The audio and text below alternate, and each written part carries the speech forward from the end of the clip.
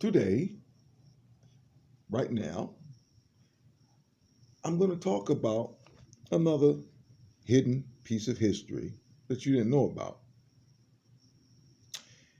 Your grandparents, great grandparents, some of them, some of you, great grandparents and grandparents were put in a zoo, and white folks was throwing bananas at them. It's true. Don't get, don't kill the messenger. Okay, I'm just telling you the facts. Okay. Now, at the turn of the century, when white supremacists were practicing their imperialistic tendencies, uh, they came across a tribe of pygmies. Okay, and one of them had the bright idea. He said, "Hey, let's take this pygmy back to America and let people see him."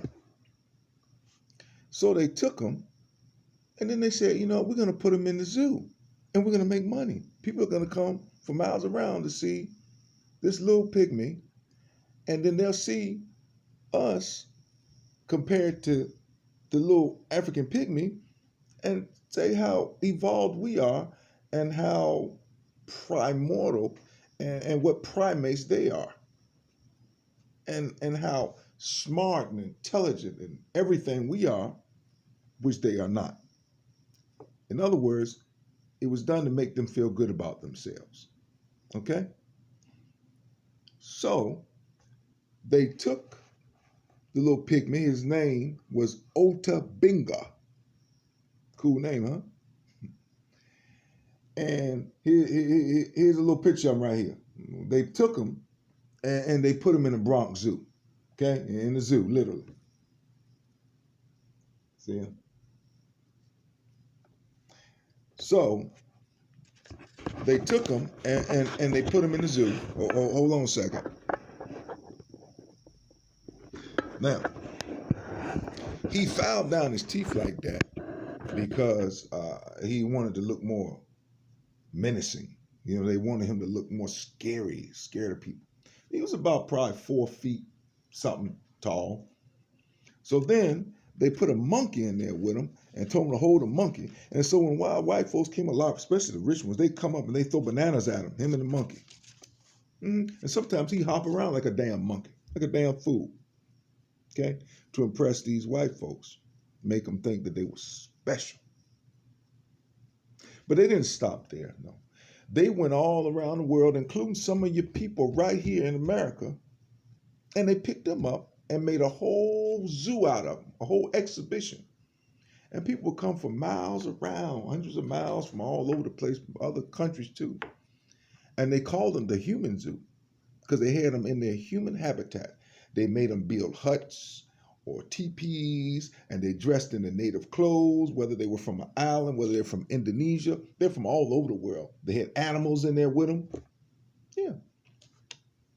It was called the Human Zoo.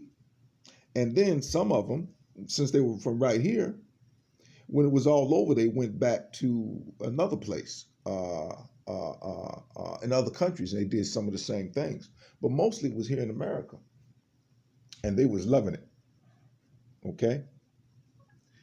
And the most important takeaway from that is that it was done to make some other culture or group of people feel better about themselves. Okay? Anyway, some of those people, some of your grandparents and great-grandparents, they were released, they let go, and some of them got paid money. No, they didn't just do it for free. They gave them like $10. Like $10 today. Yeah, the equivalent of you and your family getting $10. They gave about $10 for like 4 or 5 people. Anyway, so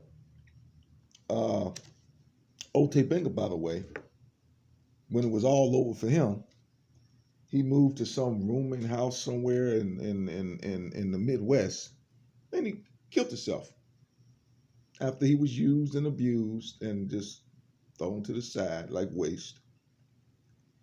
I don't know if he felt guilty for what he did, but he killed himself. Anyway, you can look that up, the human zoos.